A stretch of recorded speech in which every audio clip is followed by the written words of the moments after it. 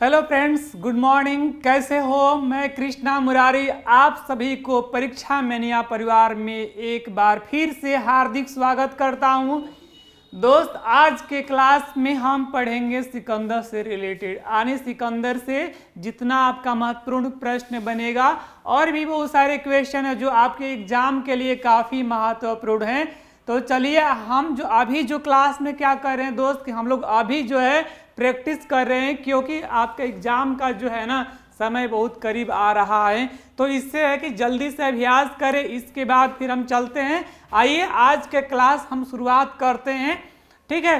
तो देखिए आज का प्रश्न क्या है और इसके बाद जल्दी से फटाफट हम रिवीजन करते हैं, क्योंकि बहुत कम समय में जितना हो सके रिवीजन सबसे बेटर होता है। क्योंकि मैं कितना बार कहता हूं कि अभ्यास यानी करत करत अभ्यास है, तो बिना अभ्यास के कुछ होने वाला नहीं है।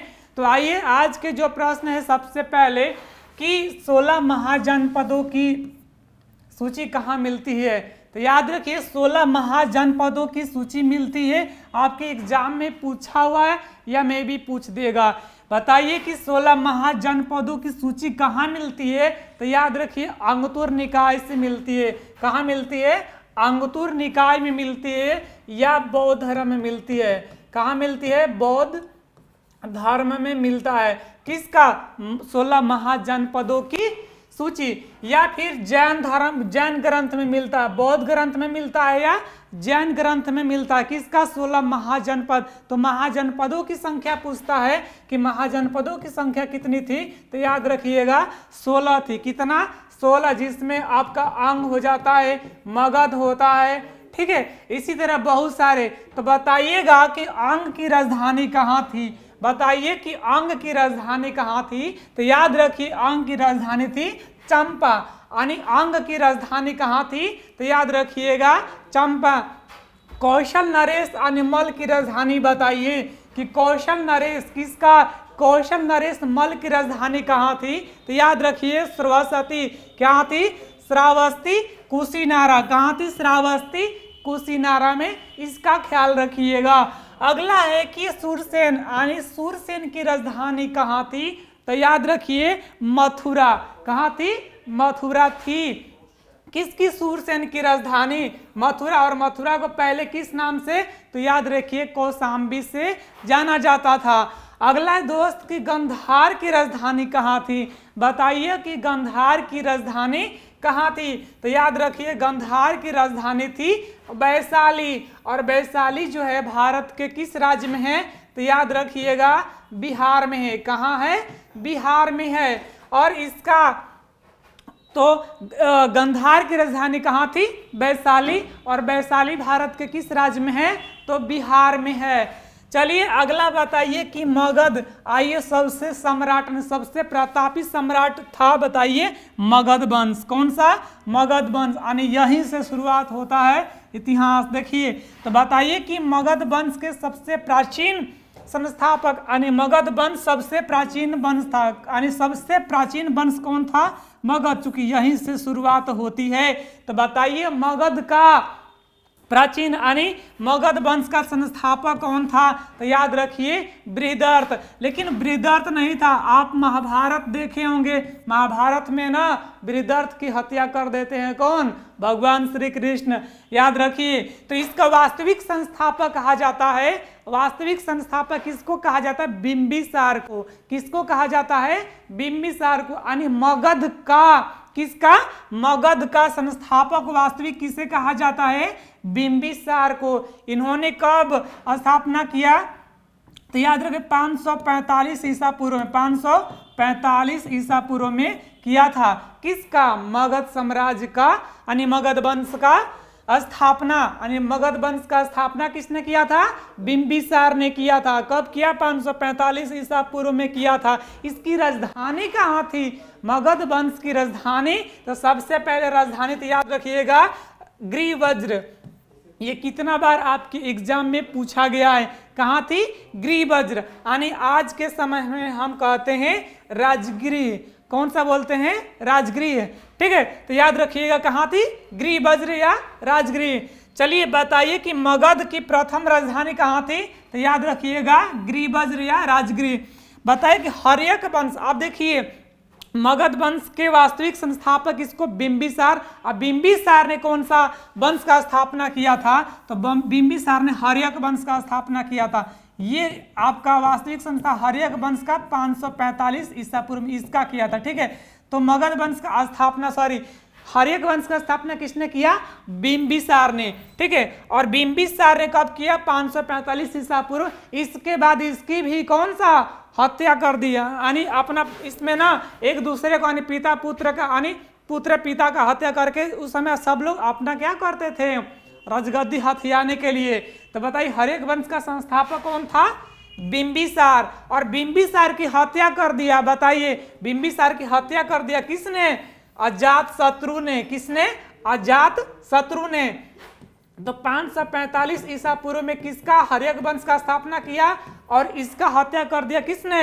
अजात शत्रु ने। कब कर दिया? 493 ईसा पूर्व में। कब कर दिया? 493 ईसा पूर्व में। और इसका भी हत्या कर दिया कौन? 460 ईसा पूर्व में उदयन ने। यानी एक दूसरे को हत्या कर, यानी राज के लिए ना, राजगद्दी के लिए सब लोग एक दूसरे को हत्या ही कर रहे थे। तो बताइए कि मौर्य हर्यक वंश का संस्थापक कौन था? बिंबिसार। और बिंबिसार की हत्या किसने कर दिया? अजात शत्रु ने। और अजात शत्रु को और किस नाम से जानते थे? कुड़िक के नाम से जानते थे। किस नाम से? कुड़िक के नाम से जानते थे। और अजात शत्रु की भी हत्या किसने कर दिया? उदयन ने कर दिया। किसने कर दिया? उदयन ने। चलिए बताइए, तो अब पाटलिपुत्र का स्थापना किसने किया था? पाटलिपुत्र की स्थापना उदयन ने किया। पाटलिपुत्र के दोस्त याद रखिएगा, किसने स्थापना किया? उदयन ने। अब पाटलिपुत्र के प्राचीन नाम था कुसुमपुर। क्या था? कुसुमपुर नाम था किसका? पाटलिपुत्र का प्राचीन नाम क्या नाम था? कुसुमपुर। कुसुमपुर। तो याद रखिए पाटलिपुत्र का स्थापना किसने किया था? उदयन ने। और इसका प्राचीन नाम क्या था? कुसुमपुर। और पाटलिपुत्र का आगे चल के क्या पटना नाम किसने दिया था? तो याद रखिए शेरशाह सूरी ने। किसने दिया था? शेरशाह सूरी ने। ठीक है, तो बताइए कि पाटलिपुत्र बसा है, तो आखिर पाटलिपुत्र किस नदियों के संगम पर बसा है? तो पाटलिपुत्र गंगा, कौन? गंगा और सोन नदी के संगम पर बसा है। पाटलिपुत्र जो है किन दो नदियों के संगम पर बसा है? तो बताइए गंगा और सोन नदियों के संगम पर बसा है। और हर्यक वंश का अंतिम शासक कौन था? हर्यक वंश का अंतिम शासक था नागदशक। कौन था? नागदशक। और नागदश को अपदस्थ करके ना इसकी भी किसने? शिशुनाग ने। किस वंश का स्थापना कर दिया? शिशुनाग वंश का। तो याद रखिएगा कि शिशुनाग वंश का स्थापना किसने किया था? याद रखिए, तो बताइए शिशुनाग वंश का स्थापना किसने किया था? शिशुनाग ने। और शिशुनाग वंश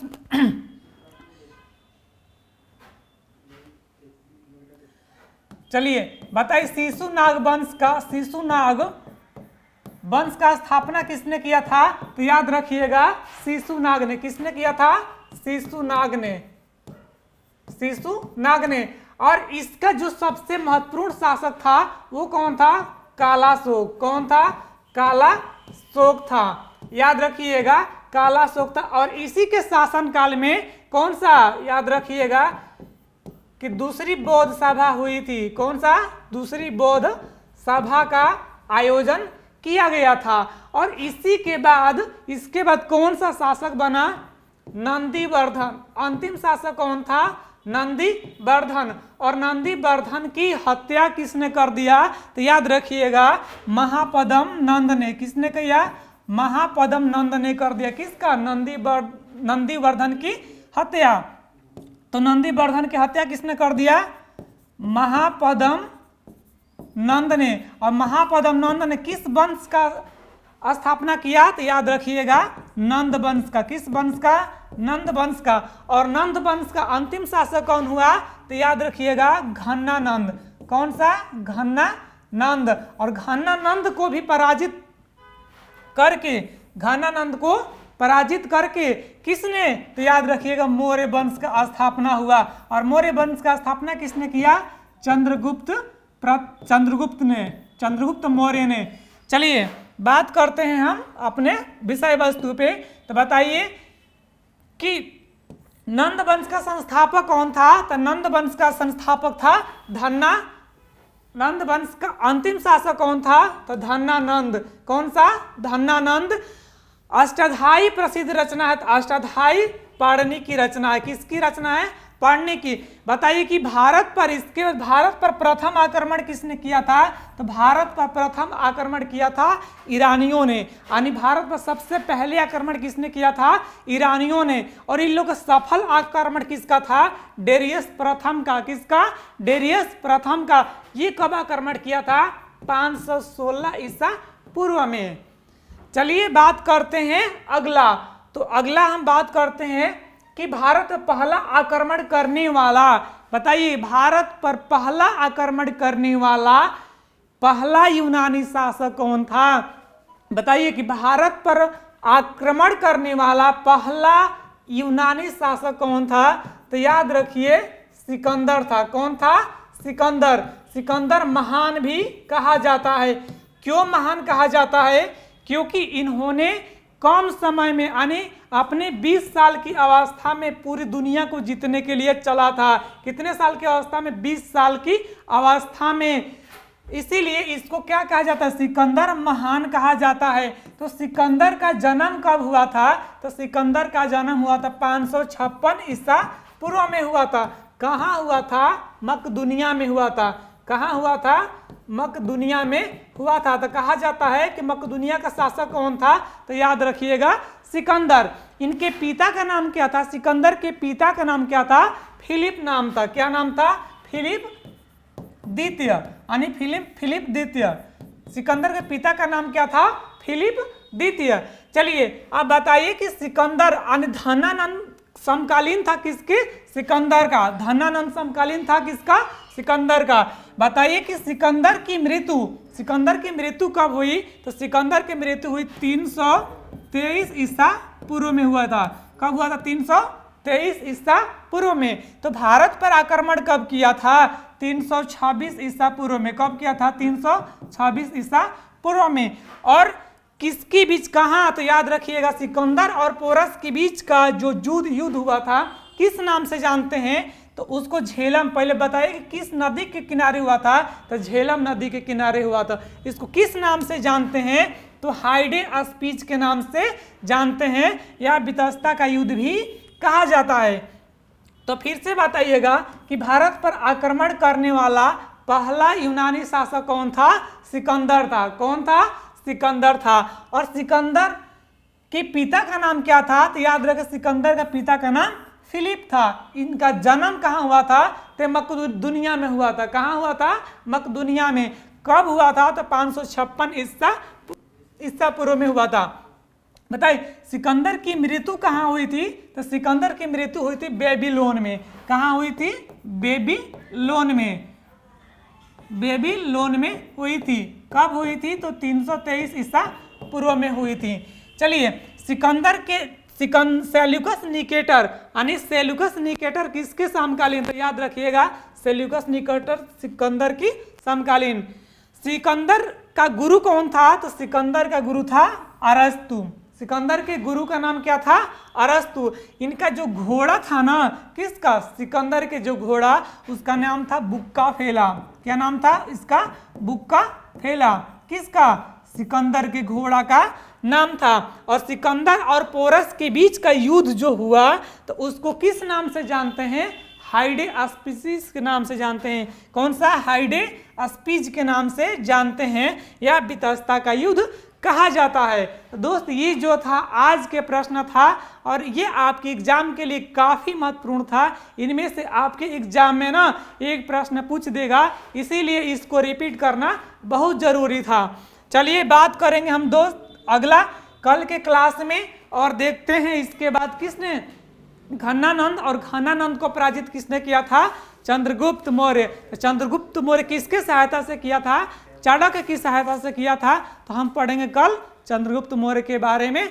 चलिए हम दोस्त दूसरी बात है कि बता दें कि हमारा यदि आपको कोई डाउट, कोई क्वेश्चन का यदि आपको डाउट पूछना है या कोई क्वेश्चन पूछना है तो सीधे आप परीक्षा mania official Telegram channel join कीजिए या फिर इंस्टाग्राम ज्वाइन कीजिए, वहाँ पर सारा आपका समाधान किया जाएगा, यानी सारा जो भी क्वेश्चन पूछिएगा उसका समाधान किया जाएगा। यदि आपको वीडियो पसंद आती है, यदि क्लास पसंद आता है तो दोस्त लाइक शेयर और सब्सक्राइब करना मत भूलिए और कमेंट करके बताइए कि आपको कहाँ समझ में नहीं आ रहा है, कहाँ दिक्कत हो रहा है, कहाँ आपको याद नहीं हो रहा है। अगला क्लास में हम पूरी उम्मीद के साथ आपको याद करवाने की कोशिश करेंगे। तो मिलते हैं दोस्त अगले क्लास में, तब तक के लिए धन्यवाद। जय हिंद।